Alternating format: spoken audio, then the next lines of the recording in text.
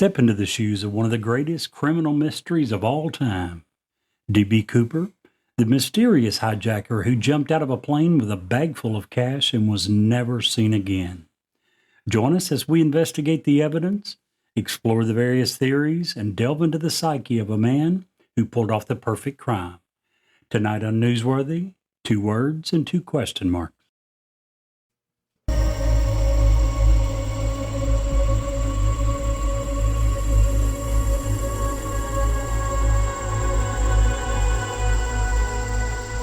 He's alive!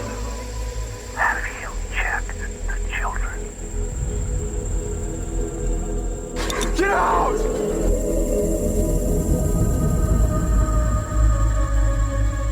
You have scoured the podcast world and finally found us, Newsworthy with Steve and Jerry, where we delve into all things mysterious, macabre, or out of this world, and decide if they are truly newsworthy. 2 words and 2 question marks.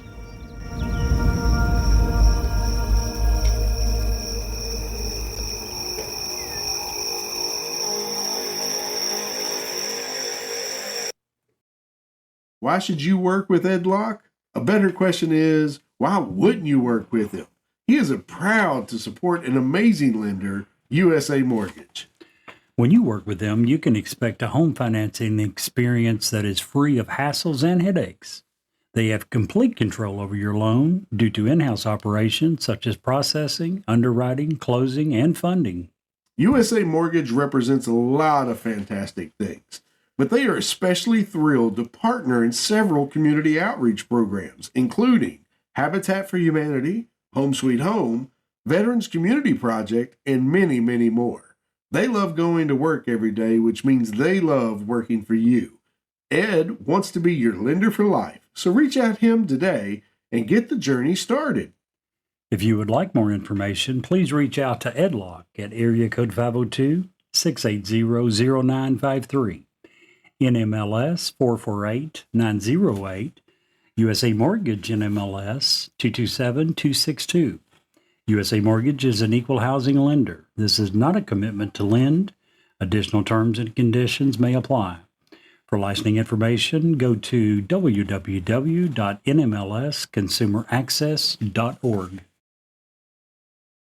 Hello, Mr. Jerry. How are you? Doing great. How about yourself? I'm good. I'm good. I'm very saddened to look over and not see a Brett. I absolutely agree with you.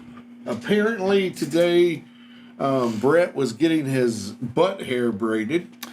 Yeah, and, we it hated went that for a couple long. of reasons.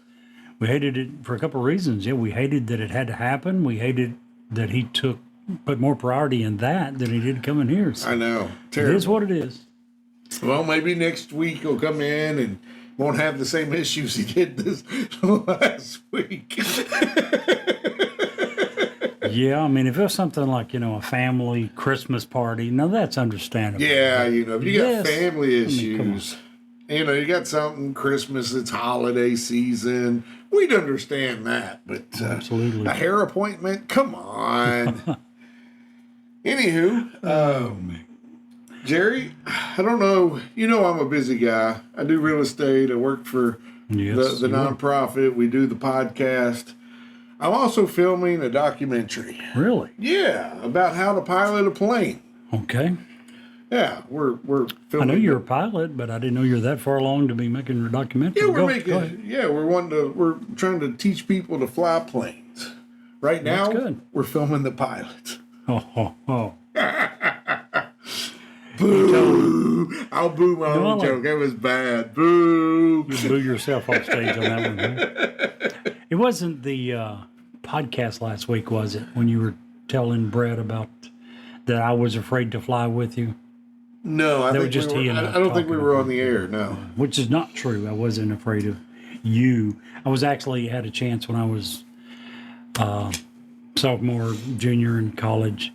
Had a roommate whose brother was a pilot and had a chance to go up in one of the little small Cessnas. And I was sitting next to George. His name was George Jones. My roommate was Jeff Jones, and I was sitting next to him, and he started it up. It was the first time I'd ever heard one of the little small planes engine. And for those of you that have not heard it, it sounds identical to a Briggs and Stratton 3.5 horsepower. I kid you not. So it had nothing to do with you being the pilot that made me afraid to go up. It was the sound of those engines that those things make. Here's the thing. When I was training, and Stephanie listens to the podcast, she and Chris Carter listen to both of those guys helped train me. Right. They'll tell you at the right before you get on the runway, you before you take the runway to take off, because once you get on the runway, it's yours. Yep. Everybody else is in a holding pattern. So you do a few final checks, and one of those is the throttle check. Okay. And you're basically just making sure your throttle stick works. Right. But I would always rev the engine, like, boom, boom, and it would drive them nuts.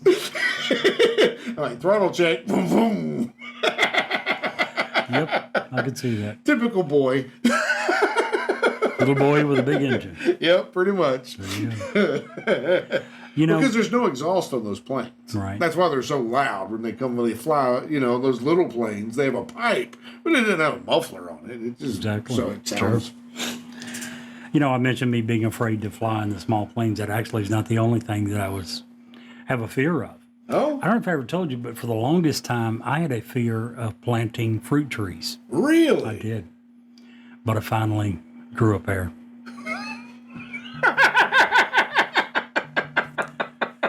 Gotta love it when you beat those anxieties. Kudos to Like that you one. for saving the dad joke portion of the show this week. That was much needed. You did a good job. Would have never thought a pear tree would have done that. So, Jerry, today Yes. I am not drinking cold sweet red. You are not? I am drinking a Natty Light. Yes, you are. And for a very specific reason, I have had the privilege in my life to have not one, but two amazing stepfather-in-laws. My previous father-in-law, Les, passed away yesterday. Yesterday morning early, and he had a short battle with cancer. Great man. I can't speak highly enough of him. Given how our relationship started compared to how our relationship ended, if you will, night and day. He wouldn't let me in his house for the first 6 months I knew him, and I didn't know him. I wasn't allowed in the house. Yep. He didn't like the fact I was dating his daughter. In fact, she was coming out of a bad marriage, and in his mind, it was my fault that they weren't together. And that was not the case. It wasn't. No, I worked with you at the time. I know it absolutely was not. But yeah, typical father, very protective. Very protective. Didn't want anybody else to come in there and hurt her. Right. And fair enough. Les was very old school. Loved his wife. Worked hard his whole life. Loved his grandbabies. He would often, even after we split and I gained custody, we always had a great relationship.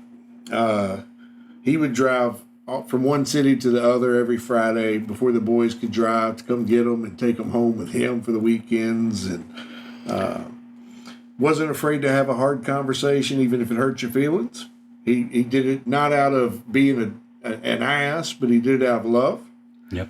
And everything, if you first saw or heard Les, he could be a little rough around the edges. But once you learned who he was, you knew everything he did was out of passion and out of love. And I can't say enough good things for him. Les, this beer's for you, buddy. Here's Rest to in you. peace. Absolutely. The first time that I ever met him and his wife was only a few years ago here at your house. It was a 4th of July picnic that you had that they come to. The very fact that your ex-in-laws from at that point, 15 years, no, more, Yeah, had to have been more at that point, at least 15 years previous, your former in-laws were coming to your house says a lot about him and you as well. The fact that you guys were able to stay friends for that many years after Yeah. the marriage had lasted says a lot to both of you. Yeah. Again, I didn't get to meet him and wasn't around him very much, but seemed like a great guy. Absolutely. Loved them grandbabies, all of them.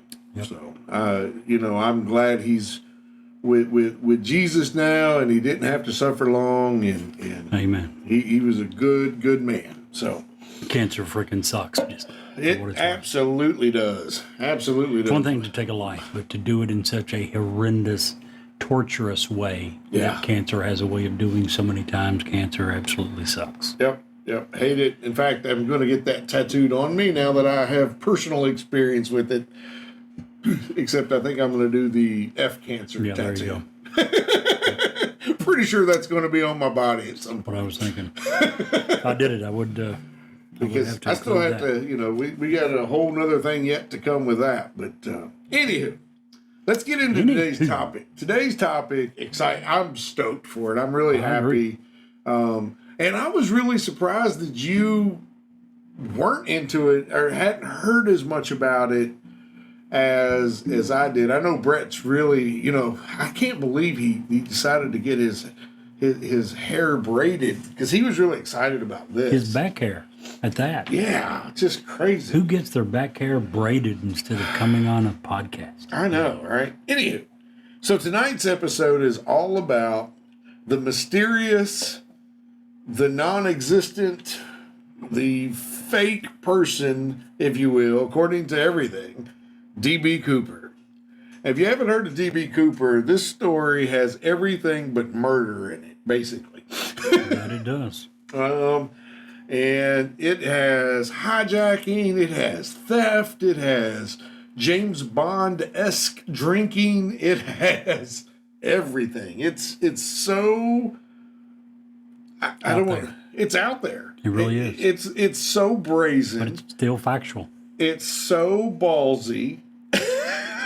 Just my guy had like he grew a pair. Yes, he did. Didn't have to plant a fruit tree to get it either. No, he did not. So let's talk a little bit about who we're talking about here.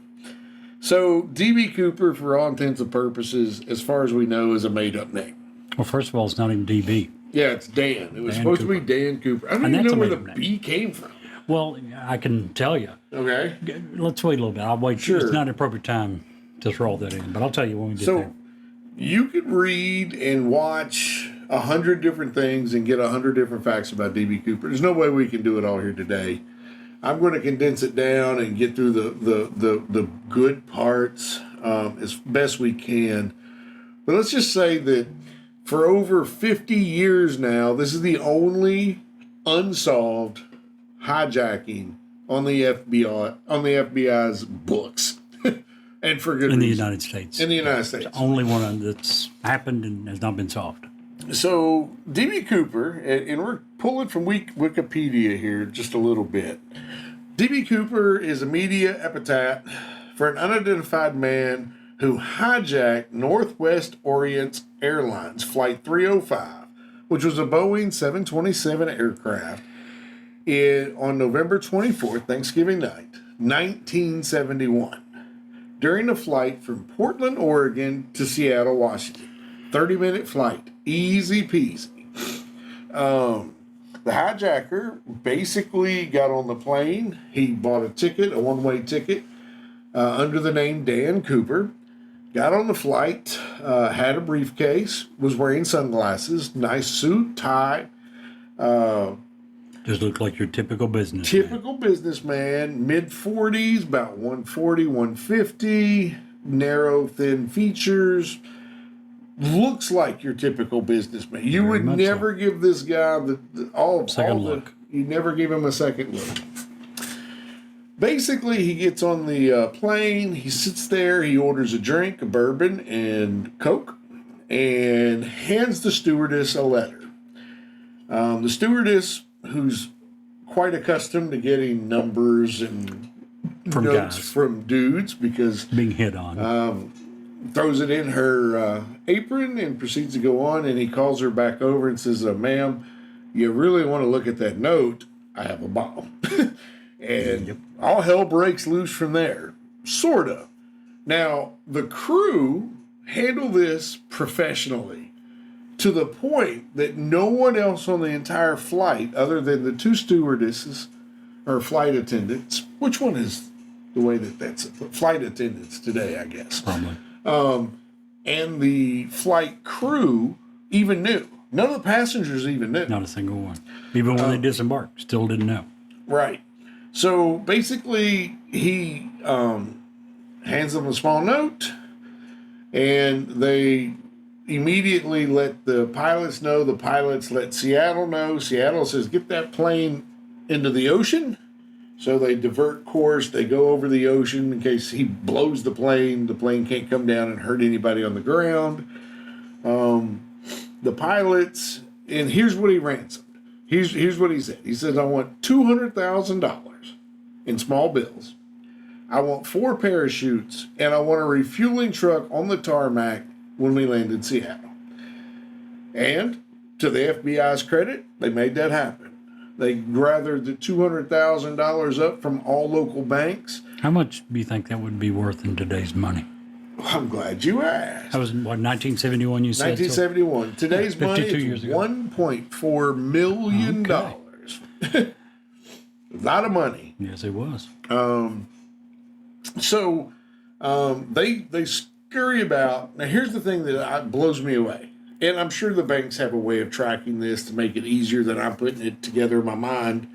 I got it in my mind. There's some guy going through all the bills, writing down the serial number of every one of them, because they did know the serial number of every bill that they gave him. I think I read somewhere they were taking maybe 10, 12, stacking them and taking pictures, which they turned into microfiche copy. I think I That read makes somewhere. sense. Makes sense. So $200,000. They originally tried to give him 4 military-grade parachutes. D.B. Cooper said, no, I don't want those. I want parachutes that a normal person would use.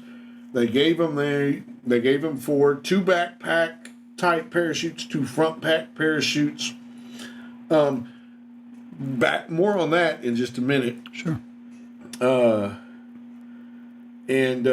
Basically, so the nutshell is they got him that stuff. They tried to stall him while they were on the tarmac. He put all the windows down and said, this is taking too long. We got to go.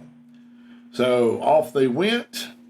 Very shortly after they take off, this particular aircraft, the Boeing 727, had a staircase down the back of the plane. It dropped out of the bottom of it.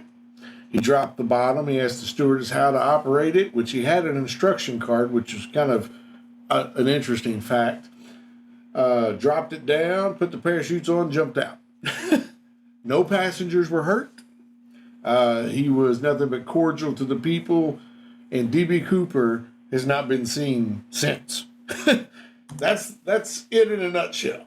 Crazy, Very right? much so. So let's get into some details, because details matter. And That they do. this wasn't just some half-cocked, I'm going to do this and I'm going to get away with it. There's a few, in today's world, we're like, how the hell did that even happen? Because there's so many protocols. There's so much that goes on when you're getting on or off a plane, thanks to 9/11, thanks to To some small part, thanks to D.B. Cooper. and a lot Things of the changed part, after him. a lot of the plane designs changed after D.B. Cooper and his copycats. The DC-27 or the Boeing 727 didn't last long after this. They fixed it with what they called the Cooper vane, which prevented the staircase from being lowered mid-flight. But they got rid of those planes pretty quick after this. Which you didn't specifically say it. It was probably pretty obvious, but he knew that this particular plane he was on Yes. had this rear stairwell. Yes, we're going to get into all that. Yeah. Most of them have it up front, which if you fall the out, side. if you jump out, you could hit the wings, you could hit the engine, you could hit. Be He sucked through knew an this engine. plane had it. He also knew, from what I've read, that it could not be turned off. The ability to lower it could not be turned off from the cockpit. Right. These are things, these are very specific pieces of information that the vast majority of people would not have. Again, 1971, it wasn't like he was Googling it to find out either. Right. And in 1971, you didn't even have to provide a photo ID when you were buying a plane ticket. You didn't have to give any ID. None. You walked up to them and Handed them some cash. you give them the $89 or whatever it cost for that flight. Give them the name that you wish them to call you. They handed you a flipping ticket. Yep. And Can we you walked on a imagine? plane. Today's world, can you Oh know? my goodness. Now you got to take your shoes off and, have your butt sniffed. And my current father-in-law is a pilot. Yep. So he gets to bypass all that for the most part. But for the average traveler, and now they have fast lanes you can go through, I guess, if you travel a lot. But for the average traveler, it's such a hassle, such a pain in the ass to fly. Absolutely. And it's now to the point for most flights, if it's anywhere in the vicinity, I mean, it might be easier, probably is way easier. But as far as time involved, you could drive a few hundred miles much quicker than you could fly because you have to get there so far in advance. Right.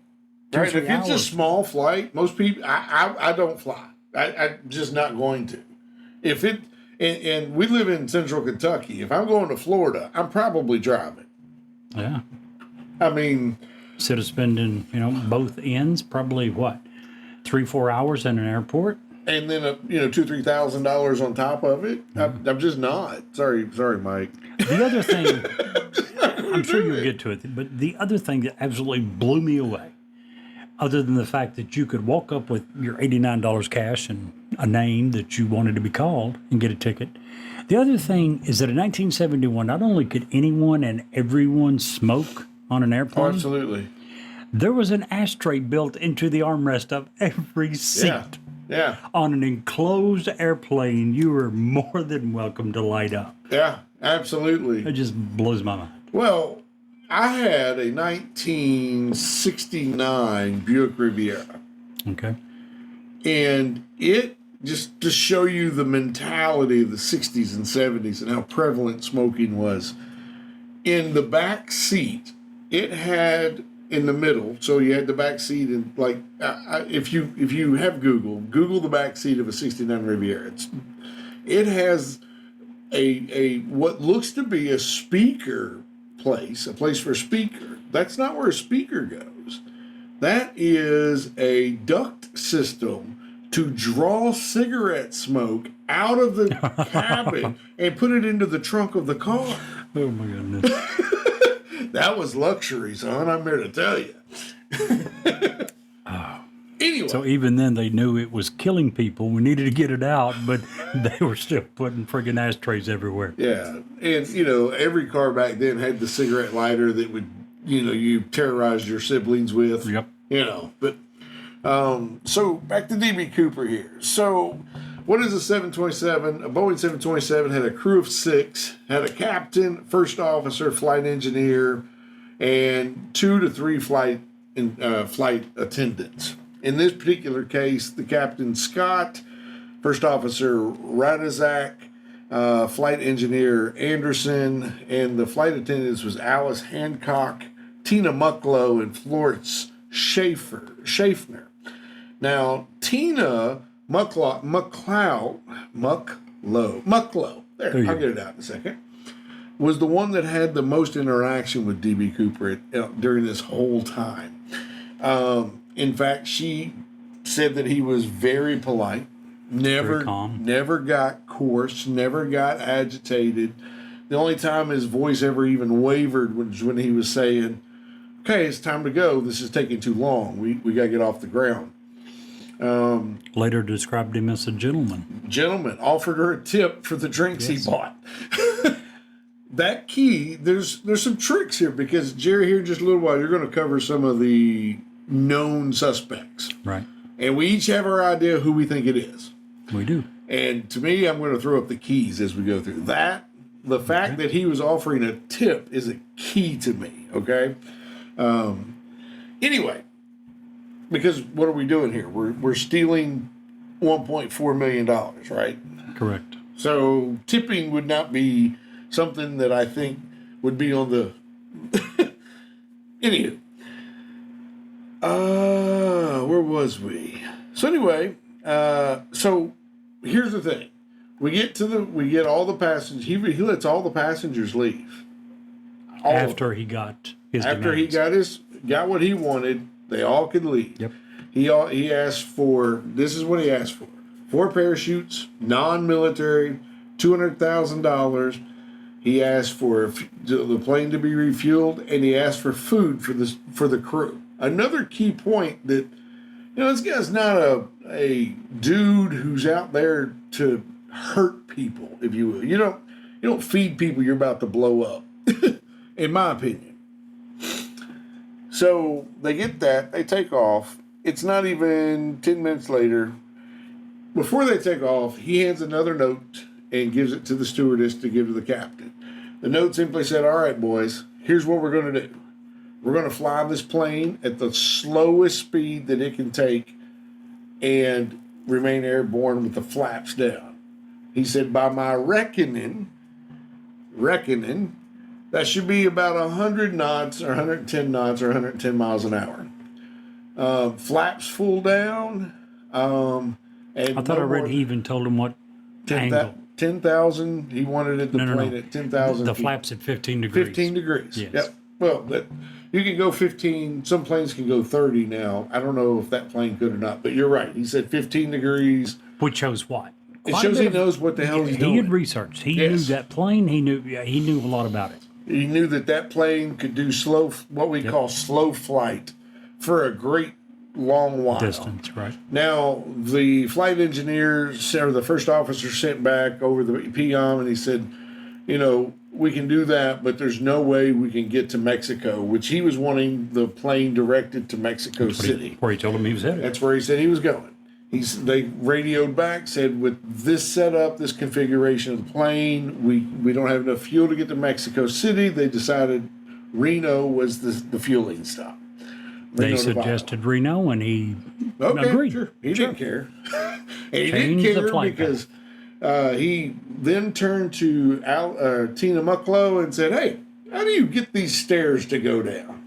And she showed him, and he said, "Thanks, and you might want to go join your folks up in the cockpit." And no one come back. She turned to him and she said, can you take that bomb with you? He didn't respond. He was already putting on the parachutes. And here's a quick thing about the parachutes.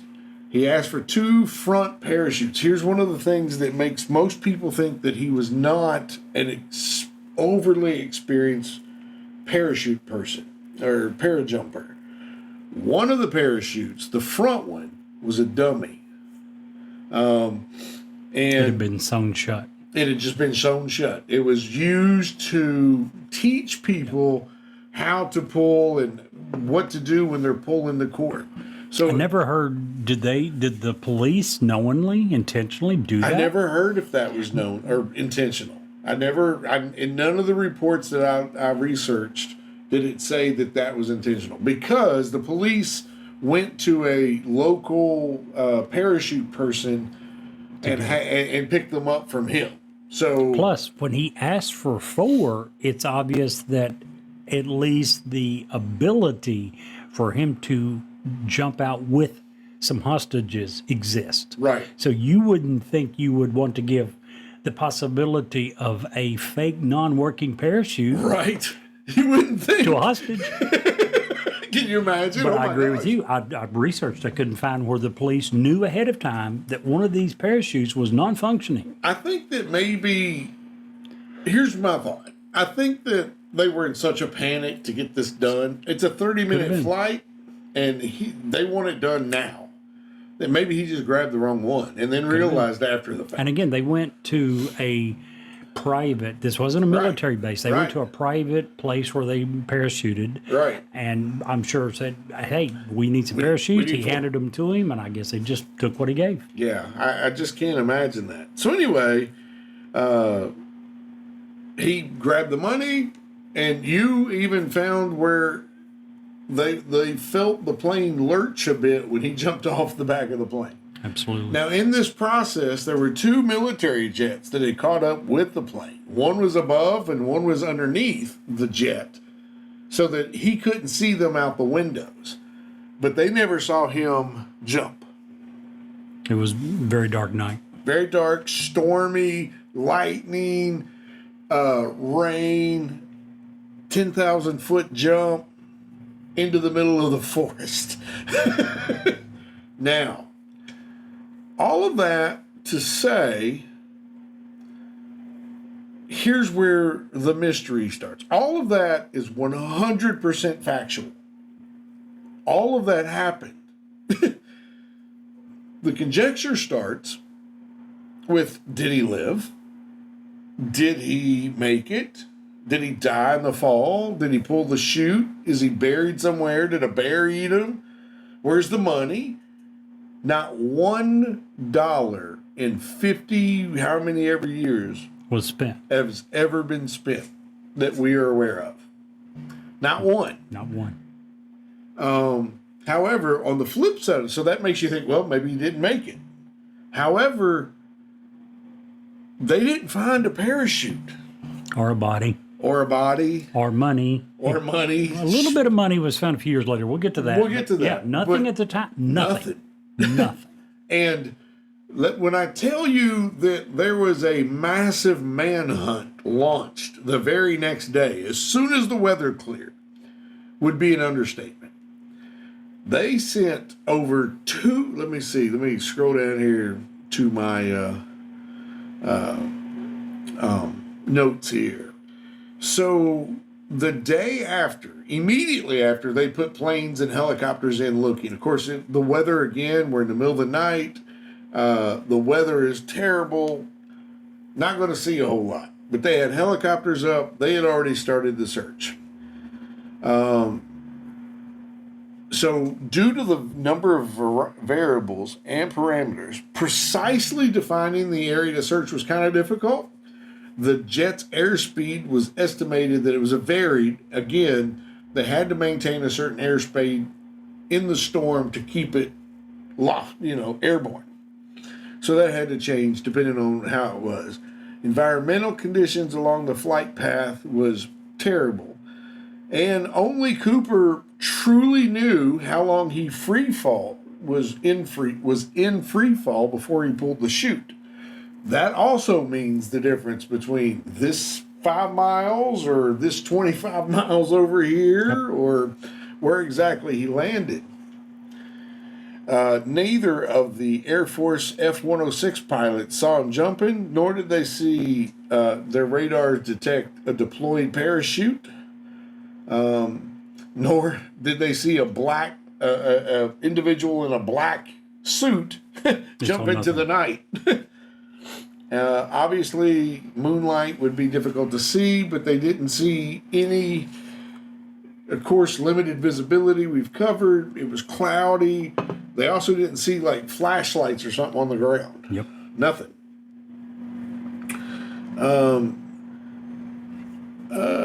One thing I will mention Sure, absolutely. that they knew after a period of time. At roughly 8 o'clock, their logs or whatever tells them is when the cockpit warning light flashed indicating that the staircase had went down. Right.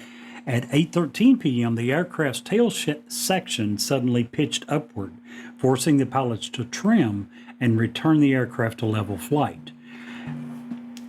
A few months later, they began to try to think and figure out what could have possibly caused that.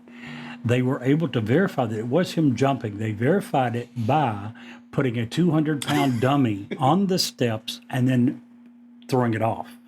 And according to the flight crew, it had almost identical effects. Wow. So at that point, again, not for several months. So as far as the initial searches, didn't really help then. But at that point, a few months later, we knew almost exactly what time, around 8:13 p.m. that he jumped. Again, that wasn't known for a few months. So you're right. Initially, the search area was quite large that we were looking at. Right. Well, this area is just full of crazy. Maybe you got eaten by Bigfoot. Could have been. Literally, we don't know. So, basically, based on the information you just said, they narrowed it down to somewhere on the very southern reaches of the Mount St. Helens area. Yep. is kind of where they feel like he landed At the time. at the time. Later, they were able to pinpoint it a little better. Sure. But we're talking about counties that hundreds of thousands of miles and millions of acres Quite a of large area. Very wooded, unpopulated, Rough terrain. Rough hard terrain. to search. I'm so torn on whether he made it or not. Well, see, here's another thing. Remember when you said that he initially told them, I want to go to Mexico. Yeah.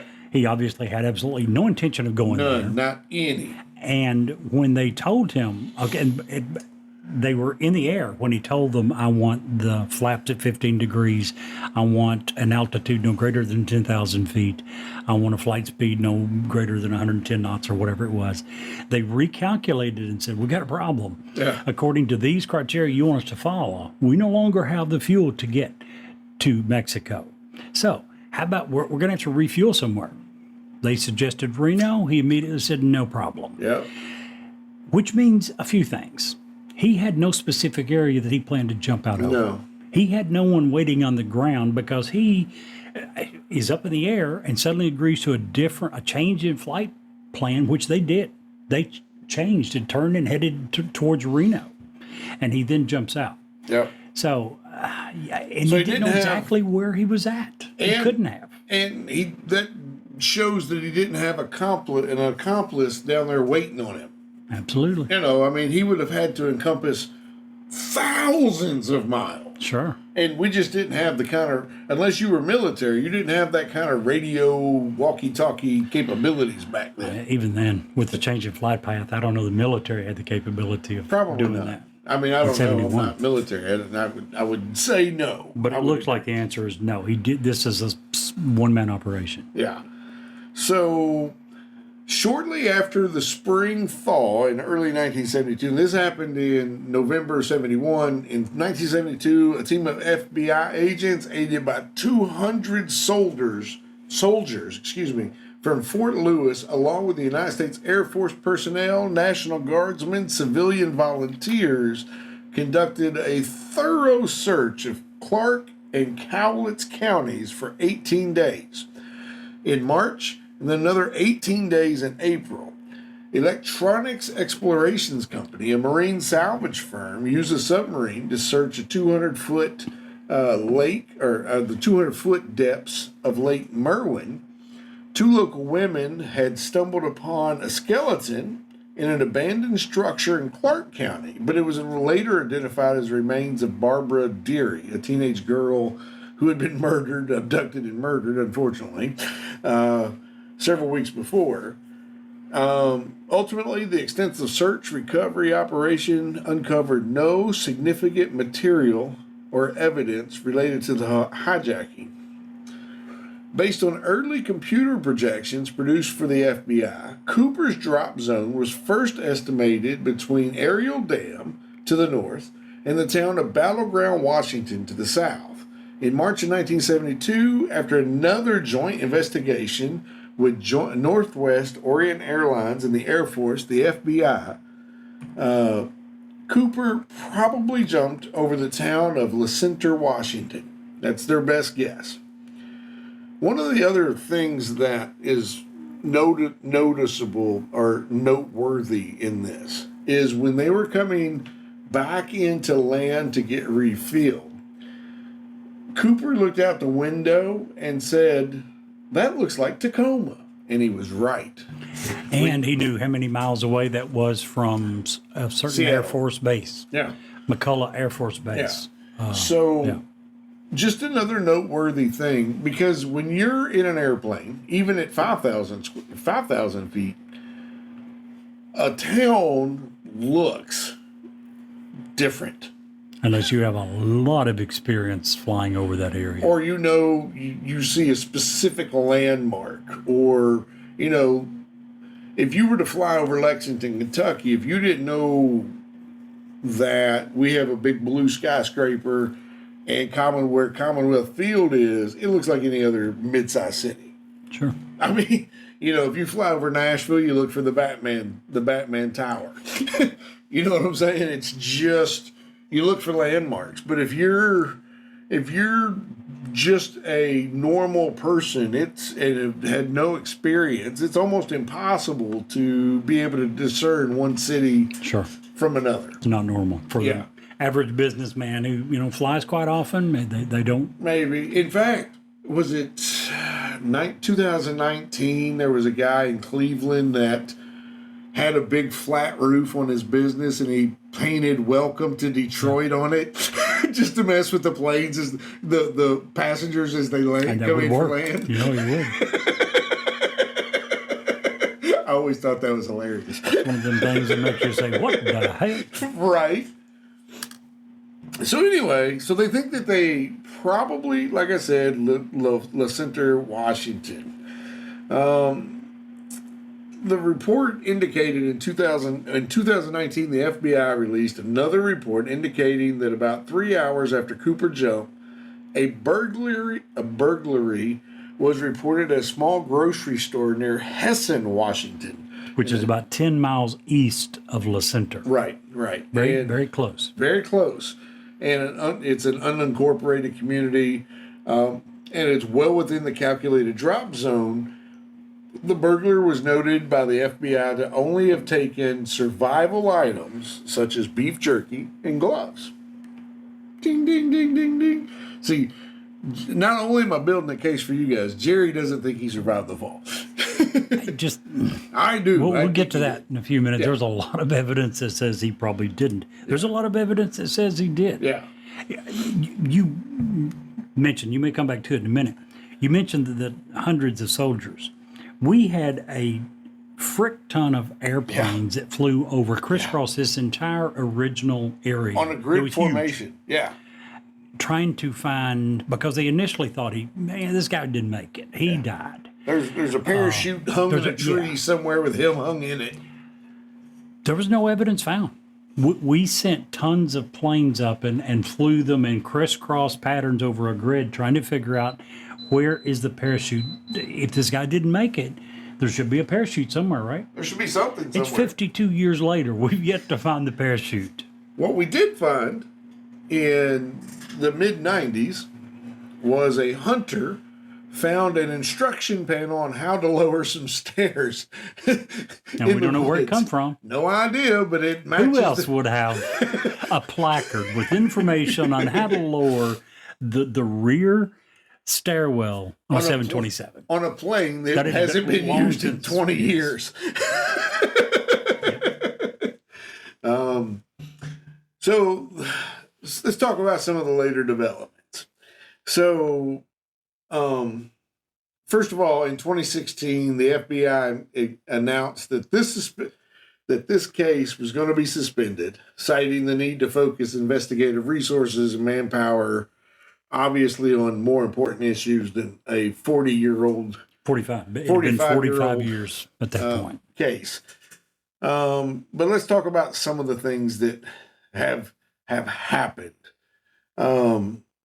The one thing that most people think that probably got rid of the rest of any physical evidence was in 1980. Obviously, Mount St. Helens exploded, leveled huge chunks of this particular area. So if there was a parachute that had been buried or covered up or hidden, that's probably gone to that. Let's talk about some forensic evidence. During the forensic search of the aircraft, and they did do this. Now we talked before, they didn't have DNA evidence at the time. They knew it was coming. They were working on it. So they had already started saving stuff so that they could test it at a future date. But during their forensic search of the aircraft, they found 4 major pieces of evidence, each with a direct link to the person they thought was D.B. Cooper. They found a black clip-on tie, a mother-of-pearl tie clip, hair from Cooper's headrest, and eight filter tip Rowley cigarette butts from the armrest ashtray. That he was observed to be smoking. Right. 8 cigarettes in 2 hours. He smoked like you used to. Of course, if I was getting ready to do what he did, I'd probably smoke them too, to be honest. Yep. So let's see. What's our time looking like here? Oh gosh, we got to hurry this along. So let's hurry this along. They found a clip-on necktie that had, upon very recent studies, showed some very peculiar things that not everyone would have access to have on their necktie. That you had to work at very specific things to be able to get these had molecules. some heavy metals, Heavy microscopic heavy metal materials that, you don't pick up walking down the street. Right. Unless it's kind of like one of those things, unless you work or eat at an Italian place, you're not going to have, basil up in your tie. Same type deal. They found the hair samples, and they have this stuff. However, they have no one to match it to. Actually, we don't have quite a bit of this. The hair Right. samples we lost. Right. I was getting ready to get that. Okay, the hair sorry. samples were lost. We lost the cigarette butts. We lost the cigarette butts. The one key that we actually saw him use. And we knew that we had DNA evidence on it. Right, because it's right off of your lips. Right. So, and we lose those. Darn. And in 1980, here's the big one. In 1980, an 8-year-old named Brian Ingram was vacationing with his family on the Columbia River at a beachfront known as Tina Bar, 9 miles downstream from Vancouver, Washington, and 20 miles southwest of Ariel, Washington. He was raking the sandy riverbank to build a campfire, and he uncovered 3 packets of ransom cash totaling $5,800. The bills had disintegrated from lengthy exposure to the elements, but were still bundled in rubber bands. FBI technicians confirmed that the money was indeed portion of the ransom. 2 packets of the $120 bills, 2 packets of $120 bills each, and a third packet of 90, all arranged the same as when given to Cooper. Same order. Same exact order. But There was 2 you missing. said it. No, there's 10 missing. Yeah. One packet had 10 bills Right. missing. Right. Of course, the discovery launched new rounds of conjecture. So there's a couple of different hypotheses. One's the free-floating hypothesis that says that this was just floating around in the rivers until it came to a place. It's impossible that wouldn't happen. The rubber bands exposure would have made them break, and the money would have just... And the money would have been disintegrated. Yeah. It was. Yeah.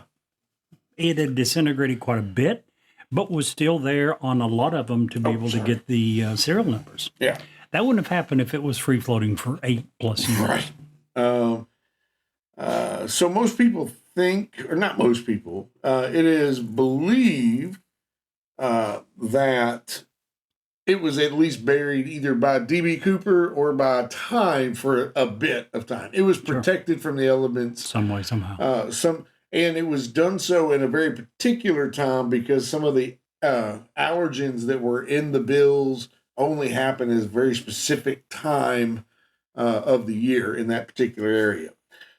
So either the water covered it up at that particular time or DB buried it at that particular time, and then it became unburied at some point for him to find. Whoo-wee! So we talked a little bit about the parachutes. One of the front ones was an unusable training chute, but most people think that he probably knew that and was using that to put more money. He ripped the top open and put He more was money in pissed because he had asked for a certain type of backpack to hold the money they Right. thought.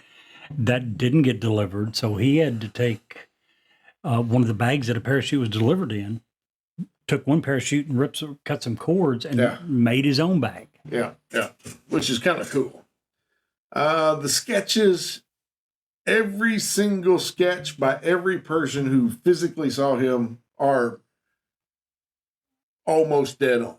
So there's no question of They're very similar. Very similar. They know, and we'll link to the sketches on our podcast here. But Jerry, now it's time to get down to the nitty gritty. Okay. Who was D.B. Cooper? Before we do that, Okay. one thing that I thought was really, really interesting, this money that was found in 1980, I believe. Is that correct? Yes. In 1986, get these pop-ups to go away here. In 1986, after protracted negotiations, the recovered bills were divided equally after giving, the FBI kept 14 for evidence. Right. The remaining bills were divided equally between Northwest Orient's insurer, who had already paid the money. They had already paid it out. So, not the Northwest airline, Right. The insurance who company. paid it, but their insurance company who reimbursed them got half of it. The other half went to the 8-year-old kid at the time, Brian Ingram. Well, good Now- for him. If you, there was, pull up a calculator if you could real quick. Sure. $5,800 was found. FBI kept 14. 14 times 20 is 280. So 5,800 minus that, the 280, and then divide that by 2. Well, that didn't work out well. Well, 5,800 would be 56 divided by 2, roughly 2,800. So each of them got roughly 1,400. Yeah. $1,400. This 8-year-old boy at the time, he wasn't given out for 6 years. $1,400 that he was given in 1986. He sold 15 of those bills, 15 $20 bills, $300, okay, in 2008. So not for another 22 years. But he sold 15 of these $20 bills, $300 worth.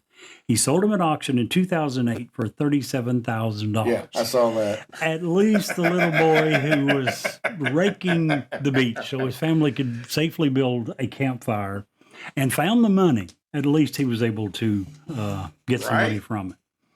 Yeah. All right. So before you Suspects. start with these suspects, I have my suspect. Okay. You have your suspect. I do. And we're going to go through them. We'll see. Well, I hope I cover yours. Oh, I'm No, I'm not guaranteed. Here's the deal. Between 1971 and 2016, the FBI processed what they said was serious suspects only, more than 1,000 people. They had more than 1,000 serious suspects in this case. Again, that only went to 2016 when it officially became an active case. Obviously, we can't sit here and go through more than 1,000 suspects. Right. I decided to limit it to the top 6, I Okay. believe. What do you got? Uh, We'll come. Ted. Right, my computer. Ted Braden. Ted Braden is the first one I'm going to talk about. Born in 1928, lived to 2007. He was a Special Forces commando during the Vietnam War. He was a master skydiver and a convicted felon. Let me digress for a second. The information about Mr. Cooper was conflicting when it comes to his ability and his experience as a parachutist. Yep. Several of the people said that he took these parachutes and began putting it on like it was a sports jacket, something he did all the time. He had zero questions. He zero time spent looking at it, figuring how it went, how it's supposed to be turned. He knew what he was doing. The very fact that he was willing to jump out over an area where he didn't know exactly where he was at in the middle of the night in a forested area in the middle of November, when at 10,000 feet, they believed that the temperature was roughly 15 degrees above zero, 17 degrees below freezing, in a business suit. Right. Originally led them to believe this man died. He had zero chance. Then they started thinking, if he really was that familiar with equipment, if he was that willing to jump out, you combine that with the fact that he was able to look out the airplane and recognize Right. the city. He Right. was able to tell them how far away it was from a nearby Air Force base. Let He them to knew how believe to set- this guy. He knew How about to the. set the plane for slow flight, for proper jump speed. He knew about the rear Yeah. staircase in the 727, which was extremely rare. Vast majority of most planes didn't have it. So when you put all that together, they begin to think this guy probably has some military experience, probably was an experienced parachutist. Sure. That was the prevailing thought for many years. Later on, the FBI ended up thinking that's probably not the case. because after talking to hundreds and thousands of people who were very good parachutists, most of them said, I wouldn't begin to dream of doing this. There's no way. In the middle of the night, Right. to jump out over a wooded area, Where you have no idea, have no idea where you're how at. close you are to the trees. you're wearing a pair of penny loafers. You have on a business suit. Again, the store, we think that if he did make it, this robbery at this one grocery Right. store, one of the things taken was gloves. You would think you'd have the gloves with you. If you were experienced and knew what you're doing. Anyway, I digress. One of the reasons Ted Braden was a suspect, Special Forces Commando during the Vietnam War, a master skydiver, and a convicted felon. He eventually became one of the military's leading parachutists, and his military records list him as having made over 1,100 jumps. During the 1960s, he was a team leader within the MAC VSCOG, a classified commando unit of Green Berets. In December of 66, he deserted his unit in Vietnam. He made his way to the Congo to serve as a mercenary. He was only there for a short time before he was arrested by the CIA. He was brought back to the United States for a court-martial. He deserted. Mm-hmm. Was brought back for a court-martial. But despite it having committed what could be a capital offense, they can punish you with death for that. Yep. He not only did not receive death, he was given an honorable discharge and was ordered that he could never re-enlist in the military in exchange for his continued secrecy about this MAC-V ESCOG program that Right. he was in. At the time of the hijacking, he was a truck driver for Consolidated Freightways, which was headquartered in Vancouver, Washington, just across the Columbia River from Portland, not far from the suspected drop zone of Ariel. Some of the cons. Guy was considered to be too short. He had the wrong colored eyes, according to different witnesses. So, Mr. Ted Braden, is that one of your highly ranked suspects? He was highly ranked, yes, but he looks nothing like D.B. Cooper. He does not. I don't believe. When you look at the pictures, he does not. The next gentleman I'm going to talk about is Mr. Dwayne Weber. Lived from 1924 to 1995, was a World War II Army vet who served time in at least 6 prisons between 1945 and 68 for burglary and forgery. When you combine the Army experience with the prison felony experience, I'm sure was part of what led him to be a suspect.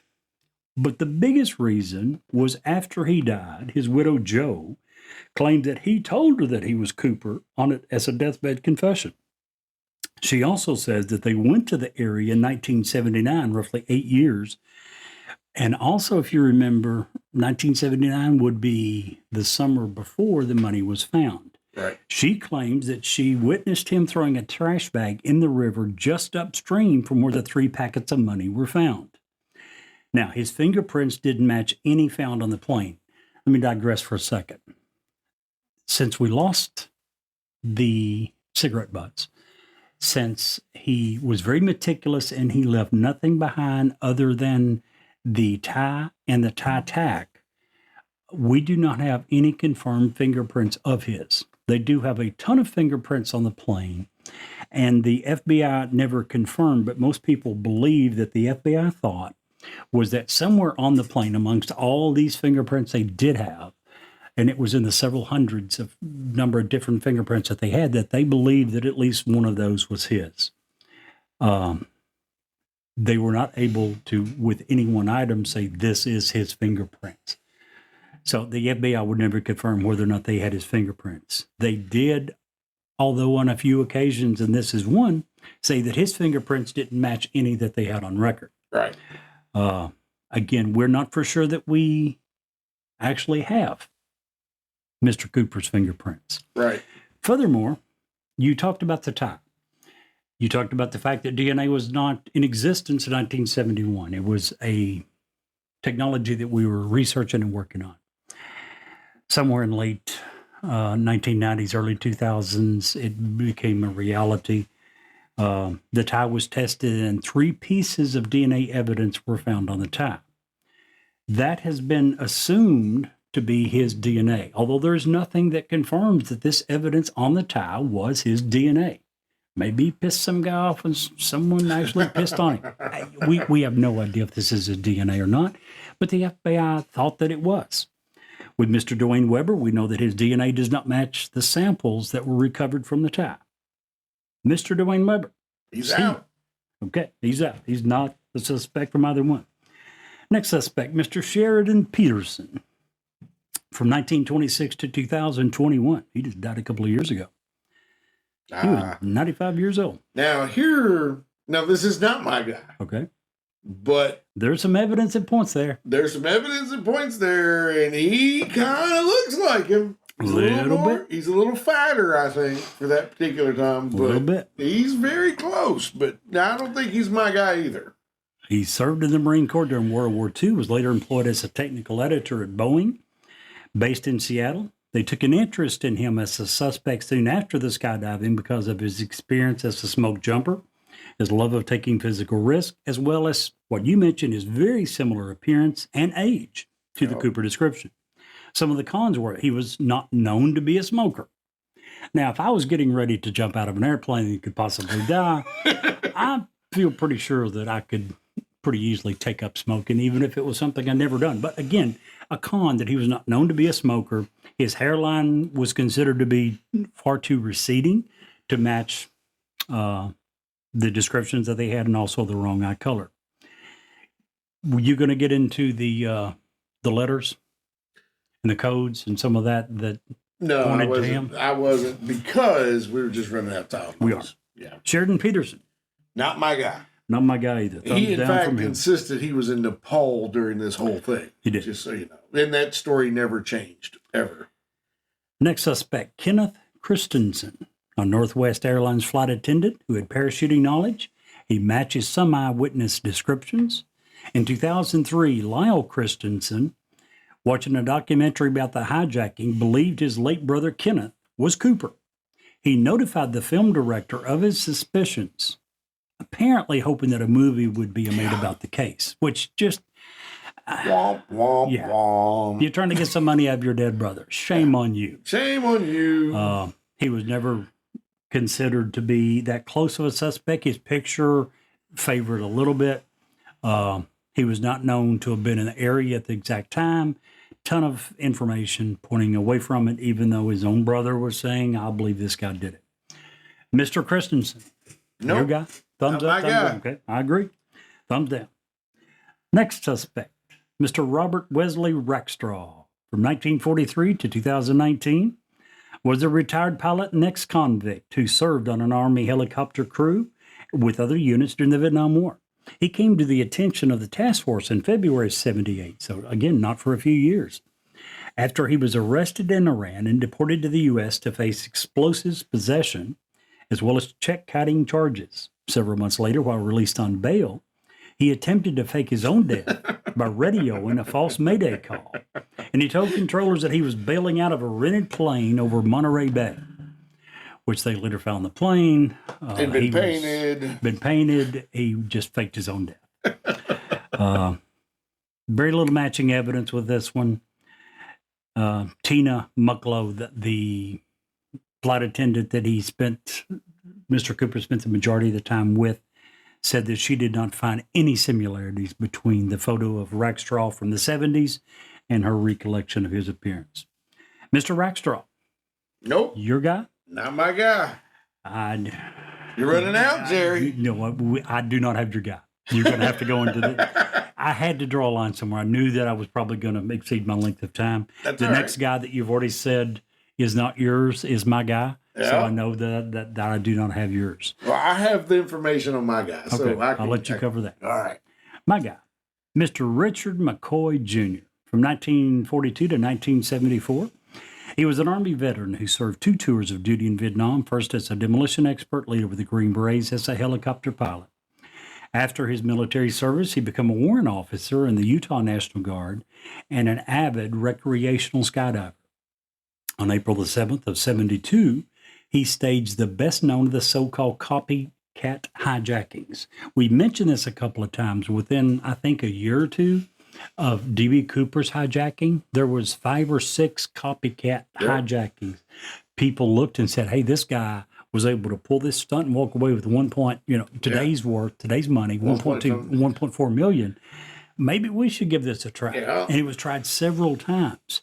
This gentleman successfully pulled it off. He did. He was able to board the For United 2 days. Yeah, for a couple of days, not long. He was able to board the United Airlines Flight 855, again, another Boeing 727 with stairs in the rear. And he did that in Denver, Colorado. He brandished what later proved to be a paperweight that resembled a hand grenade. That was his bomb. He had an unloaded handgun. He demanded again 4 parachutes, and his demands went up $500,000, 2.5 times as much as Mr. Cooper. After getting his money and his parachutes, he ordered the plane back into the air, and he jumped out over Provo, Utah. He was not nearly as smooth as Mr. Cooper. He left several things behind. He left his handwritten hijacking notes, the magazine that he had been reading with his fingerprints all over it. It took him, as you said, 2 days later to find him. Still had the money, the ransom cash on him. He received a 45-year sentence, and he escaped 2 years later. 3 months later, he was tracked down, shot, and killed in a shootout with FBI agents. Yeah, Virginia Beach. Yep, Virginia Beach. In their 1991 book, D.B. Cooper, The Real McCoy, parole officer Bernie Rhodes and former FBI agent Russell Colomane asserted that they had identified McCoy as Cooper. They cited obvious similarities in the 2 hijackings, claims by McCoy family that the tie and the mother of pearl tie clip left on the plane belonged to McCoy, and McCoy's own refusal to admit or even deny that he was Cooper. The FBI agent who killed him said, "When I shot Richard McCoy, I also shot D.B. Cooper at the same time." But there is credible evidence that McCoy was in Las Vegas on the day of the Portland hijacking. There's also credible evidence that he was in Utah the day after having Thanksgiving dinner with his family. Yep. We again will link to the pictures, and the pictures is what gets me. There's a picture of Richard McCoy that matches almost to I'm a looking at him. flippin' T, one of the sketches I know. of the suspect. I know. I'm He's not the talking guy. if you were sitting looking at the real guy and drew a picture, it'd be hard to draw a better picture than the composite sketch of Dan Cooper. Yeah. But in the effort to be fair, since I missed your guy, please tell us who you think the most likely suspect would be. So, drum roll, the real McCoy. D.B. Cooper is none other than Mr. Joe Lakich. Joe Lakich was born in 1921, died in 2017, was a retired U.S. Army major and Korean War veteran whose daughter Susan Giff was killed less than 2 months before the hijacking as a consequence of a botched hostage negotiation conducted by who? The FBI. The events culminating in the death of Lakich's daughter would be studied by hostage negotiators for decades as an example of what not to do during a hostage situation. He and his wife later sued the FBI, and ultimately an appeals court ruled in their favor, holding the FBI negligent during the hostage negotiation. Lakich would later become a Cooper suspect, in large part due to the revelation that Cooper's tie contained microscopic particles of uncommon metals such as unalloyed titanium. It is speculated that very few people during that era would have had contact with such materials, and that Cooper may have worked in a manufacturing environment on electronics as an engineer or manager when the hijacking occurred. Joe Lakich was working in Nashville as a production supervisor in an electronics capacitor factory and would likely have been exposed to said materials. When Cooper was asked, and I left this part out specifically because I wanted to bring it in here. Okay. When asked by the flight attendant, Tina Mucklow, why? Because she felt comfortable with him. He was so nice. She asked him, why are you doing this? Do you have a grudge against our airline? And he said, it's not because I have a grudge against your airline. It's just because I have a grudge. Not because of the money, not because of anything. Do you think anyone's going to sit there and say, just the money? Listen, No. it is believed by some, myself included, that this grudge was Lakitch's anger toward the FBI for their failed efforts at rescuing his daughter less than 2 months earlier. Look, this explains he's employed. He doesn't need the money. He doesn't have to have it, which is why none of the money's ever been found, why he didn't spend it. This was a But how does this satisfy his grudge? it's a big FU. You punished an insurance company. That's the only people you Yeah, punished. but people that are in those throes, they don't realize that they're punishing they're making the FBI for 45 years look like a bunch of dumbasses. I'm just saying. This man died in 2017, and I bet from 1971 till 2017, he smiled a little every day, knowing that he fooled the I think FBI. whoever it was, if he didn't die immediately, of course he'd smiled a lot. So The only unsolved plane hijacking, skyjacking to ever occur. and here's a couple of things. Now, Joe Lakitch looks similar. He does not look as close as your guy, right? We're not going to even try to go there. Your guy looks like the spitting image, but your guy's follow-ups are so sloppy. Your guy's follow-ups are so ridiculous. If it was about the money and you upped it for $500,000, why didn't you spend any of the money to begin with, the early money? Did you Well, I think think he this died. money was going to be different? I think he probably died. I don't understand why the parachute wasn't found. There's a lot of wooded area out there, Yeah. a lot of places to search, but still, you would think sooner or later we would have found a parachute.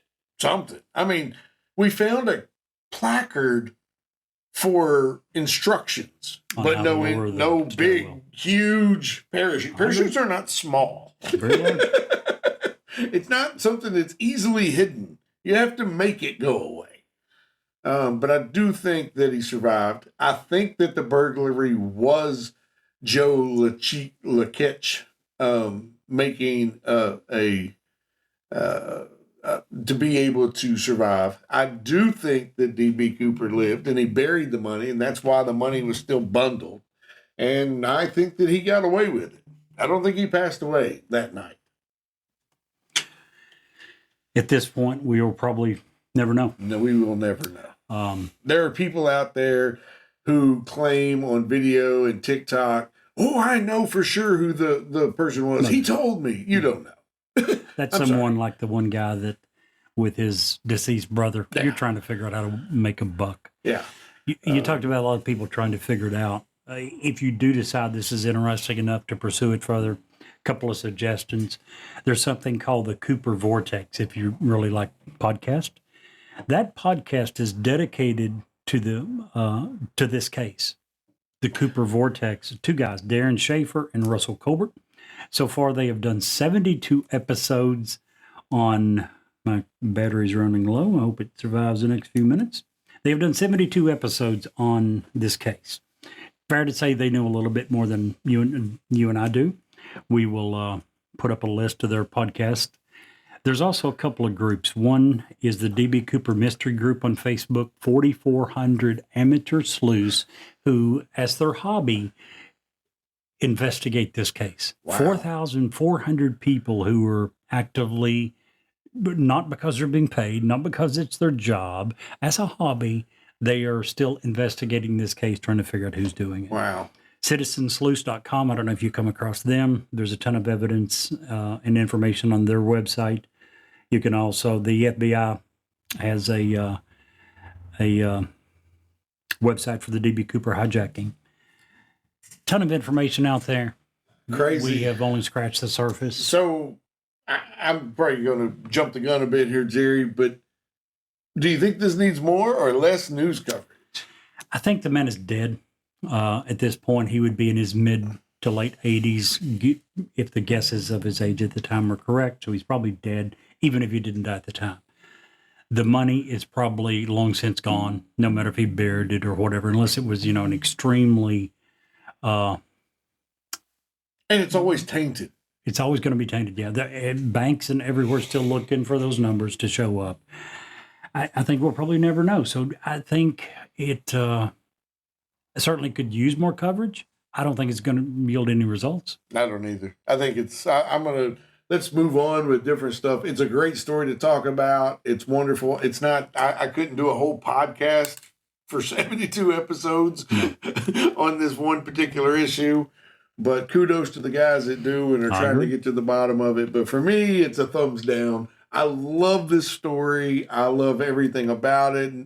But I don't think it needs more attention unless we have new evidence that is found. Nothing's going to come of it. Right.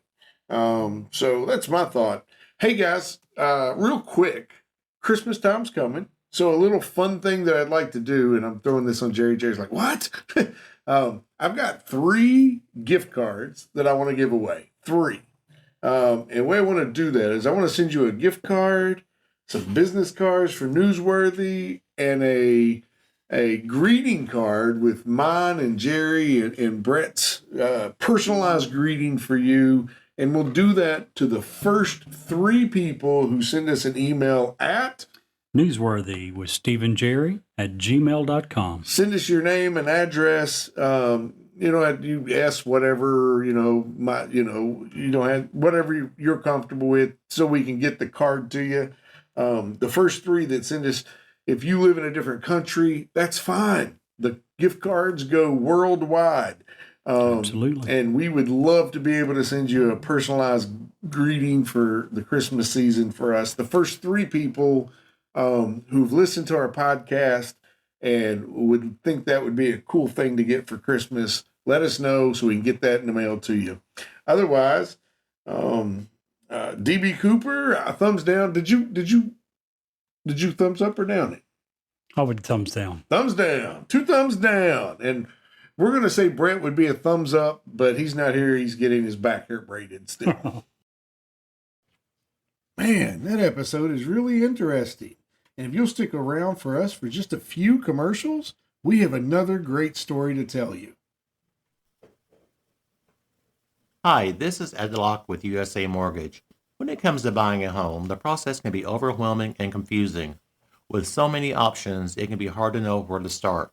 That's why it's important to work with a certified mortgage loan originator. I have the knowledge and expertise to guide you through the process and find the best mortgage option for you. I will work with you every step of the way to ensure that you are getting the best deal possible. So if you're looking to purchase or refinance, please reach out to me at 502-680-0953. So don't take on the stress of buying a home alone. Work with me and I will make your dream a reality. Trust the professionals and make your home buying experience a positive one. MLS ID 448908, DAS Acquisition Company, LLC, doing business as USA Mortgage, MLS ID 227262. This is not a commitment to lend. Additional terms and conditions apply. USA Mortgage is equal housing opportunity. If you want us to review or rate your product on air, if you have suggestions for new episodes, awesome ghost stories, or anything else, please reach out to us. Our email address is newsworthywithsteveandjerry@gmail.com. Our text number is area code 540-709-1318. And now, back to the story. Tonight's story comes from Science News and Tina Say. We're going to take a new look at Otzi the Iceman's DNA. It reveals that his ancestors weren't who scientists previously thought. Back in 2012, scientists compiled a complete picture of Otzi's genome, and it showed some really curious things.